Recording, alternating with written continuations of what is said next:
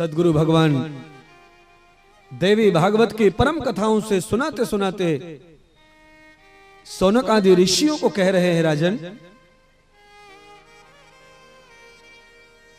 आज अम्बा भवानी दुर्गा की कृपा से भगवान श्री व्यास जी के परम शिष्यों में से एक उनके स्वयं के पुत्र श्री सुखदेव जी, दैवीय कृपा से व्यास जी को प्राप्त हुए हैं अरणी के गर्भ से।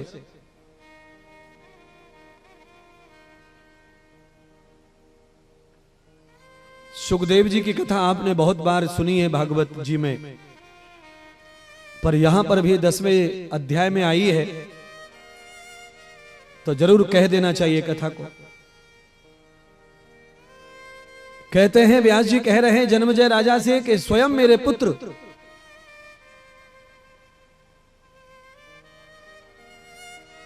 जब भगवत अचूर्णित हो गए, यानी भागवत के आचार्य जब बन गए, मैंने निश्चित भागवत का ज्ञान अपने पुत्र सुखदेव को दान कर दिया। उसके बाद सुखदेव को जो बुद्धि ज्ञानमय हो गई बुद्धि, और जब उनकी बुद्धि ज्ञानमय हुई तो उन्होंने अपने पिता श्री व्यास जी से प्रश्न किया, पिताश्री जब बुद्धि ज्ञानमय हो गई है तो बुद्धि का निर्णय क्या होना चाहिए, गृहस्थ या वन जंगल या वैराग्य? तो व्यास जी ने कहा पुत्र बुद्धि अगर वैराग्य में है, ज्ञानमय है, तो गृहस्थ के द्वारा भी संसार में परमात्मा को प्राप्त किया जा सकेगा। तो कहते हैं व्यास जी की बात का उल्लंघन किया श्री सुखदेव जी ने, स्वीकार नहीं किया। भगवान व्यास जी चाहते हैं कि सुखदेव विवाह करें, और सुखदेव कहते हैं कि जब बुद्धि में ज्ञान आ गया है तो विवाह क्यों किया जाए, यह जीवन तो विवाह के लिए मिला नहीं है, जीवन तो कल्याण के लिए मिला है, भगवत अनुरागी भगवत चर्चा के लिए मिला है। और सच बात वो ही थी, श्री सुखदेव जी के जन्म के पीछे जो कारण है वो भगवत कथा है, भगवत चर्चा, भगवत कथा।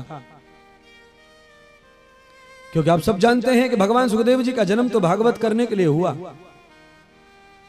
तो श्री सुखदेव जी को यह महसूस हुआ कि जीवन व्यर्थ हो जाएगा, अगर विवाह हो गया तो मेरे आने का जो औचित्य है, आने का जो मतलब है वो सार्थक नहीं होगा, और मैं तो बाल गोपाल बीवी बच्चों में फंस के रह जाऊंगा, मेरे सारे उद्देश्य फेल हो जाएंगे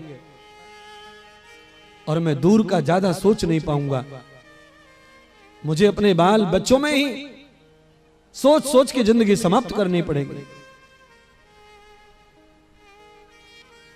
तो भगवान श्री सुखदेव व्यास जी की आज्ञा लेकर के, श्री व्यास जी के ही शिष्य हैं राजा जनक जी, राजा जनक जी के यहां पर सुखदेव जी को भेजा, जाओ वो भी मेरे शिष्य हैं, उन्होंने गृहस्थ किया है और गृहस्थ करके भी तपस्या और ब्रह्मचर्य से युक्त होकर संसार कर रहे हैं। श्री सुखदेव जी जनकपुरी की ओर जब जा रहे हैं तो सुखदेव जी की नजर में दृष्टि में जो आ रहा है वो लिखा हुआ है देवी भागवत में। तो कहते हैं यधार सेवम तद विष्णु प्याना देवीं श्रीराघवेंद्रम भजन्ते। सुखदेव जी क्या देख रहे हैं मार्ग में कि कहीं शिव जी के भक्तों का मेला लगा हुआ है, मार्ग में कीर्तन भजन हो रहे हैं शिव जी के। और थोड़े आगे गए तो देखा कि विष्णु भगवान श्री कृष्ण के गीत गाए जा रहे हैं, कोई कृष्ण भक्त हैं। आगे और गए तो देखा देवी के गीत गा रहे हैं लोग, देवी के भक्त हैं। और कहीं वीतरागी नंगे उहाड़े महात्मा और कहीं सजे धजे महात्मा श्रृंगार करके ग्रस्त के साथ। श्री सुखदेव जी कह रहे हैं ये क्या नजारा है भाई, कोई शिव जी की भक्ति कर रहा है, कोई गणेश की भक्ति कर रहा है, कोई राघवेंद्र की भक्ति कर रहा है, कोई हरि की भक्ति कर रहा है, और कोई दुर्गा वैष्णवी काली भैरवी की भक्ति कर रहा है। राजा जनक की नगरी में गए तो देखा चारों ओर भक्ति हो रही है।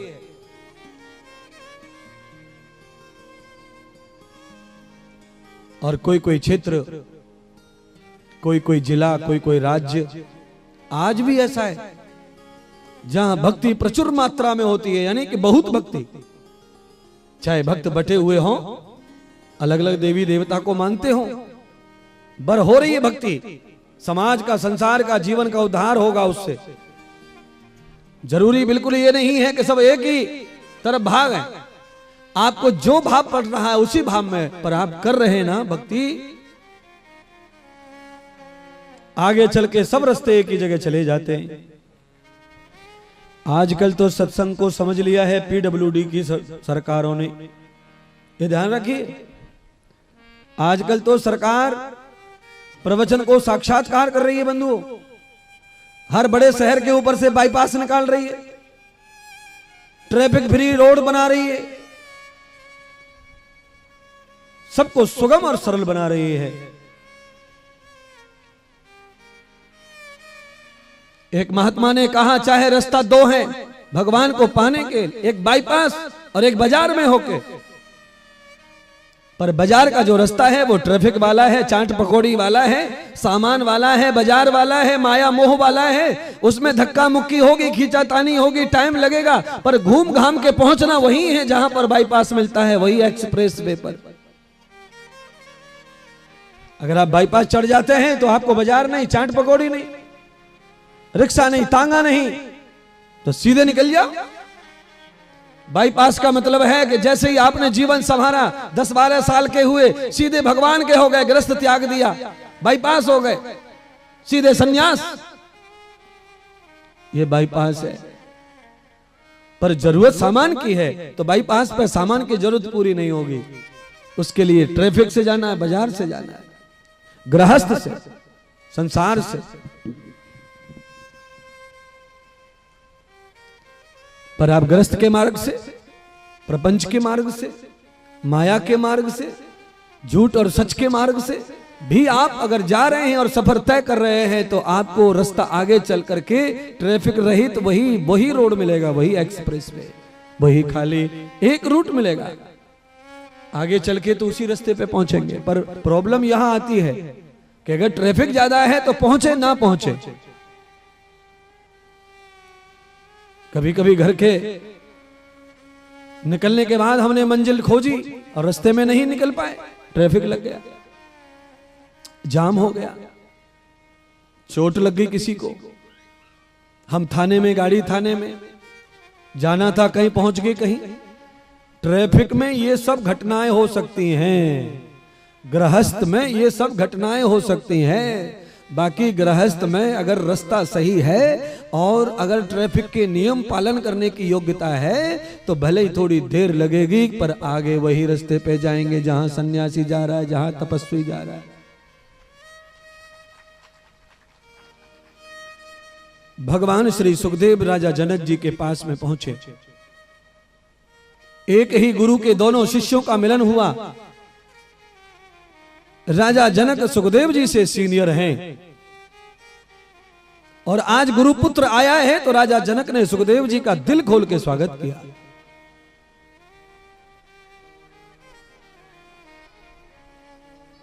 आज आपने हमारा नगर धन्य कर दिया। आप तो महान विरक्त हैं, आप तो शिव तत्व हैं,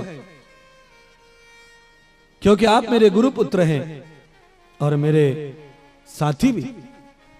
गुरुपुत्र होने के नाते मेरे लिए आप महान हैं विराजी। सुखदेव जी विराजमान हो गए तो सुखदेव जी ने राजा जनक से कहा कि जनक जी, मुझे पिताश्री ने भेजा है, गुरुदेव की आज्ञा से ही मैं आपके पास आया हूं और मेरा सवाल है, उस सवाल का समाधान चाहता हूं। क्या सवाल है? तो कहा, जो नीतिमत भागवत आचार्य, जो भगवत शरण को प्राप्त करने के बाद में जिसकी बुद्धि में ज्ञान प्रवेश हो जाए, उस बुद्धि को गृहस्थ करना चाहिए कि बंद करना चाहिए? संसार चुनना चाहिए या वन गमन करना चाहिए, वैराग्य चुनना चाहिए? तो भगवान जनक सुखदेव जी को ज्ञान उपदेश करते हैं। कहा उत्तम जीवन, ज्ञान बुद्धि का उत्तम जीवन तो वैराग और विरक्त ही है। पर श्री सुखदेव जी, अगर आदमी उत्तम जीवन को पाकर, ज्ञान को पाकर विरक्त भाव से जीवन जीता है तो उत्तम है। अगर वो विरक्त होकर के आसक्त हो जाता है, लिप्त हो जाता है किसी विषय में, तो उसका जीवन बहुत खराब है। फिर उसका जीवन घर का न घाट का।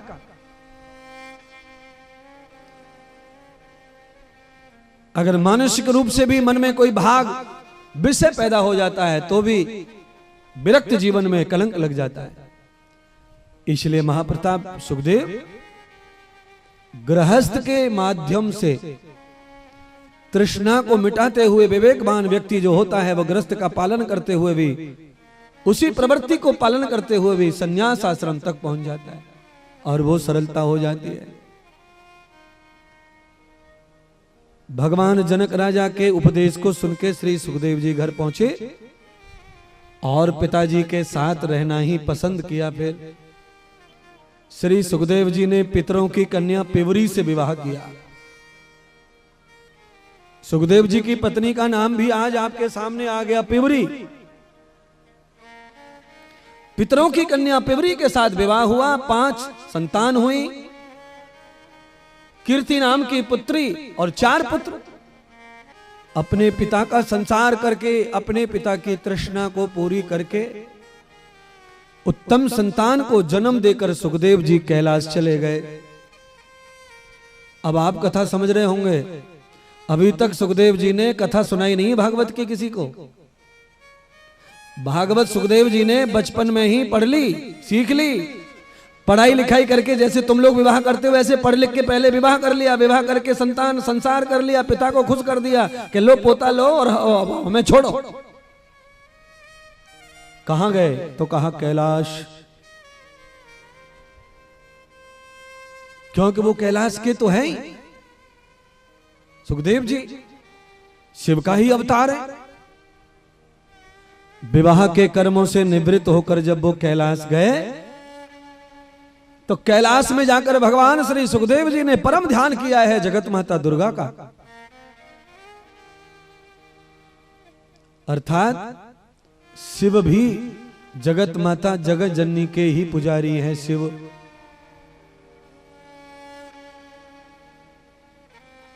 कई बार कथाओं में आज आप सुनेंगे रोज कि आज ब्रह्मा जप रहे हैं, आज शिव जी जप रहे हैं, आज नारायण जप रहे हैं, माता भगवती को भज रहे हैं। क्यों? भक्ति के बगैर ब्रह्मा शिव सब अधूरे हैं। भक्ति ही सबको देवता और भगवान बनाती है। आज इस दुनिया में कोई सामान्य आदमी अगर पूज रहा है तो वो किसी न किसी जन्म की भक्ति से पूज रहा है, ये ध्यान रखो।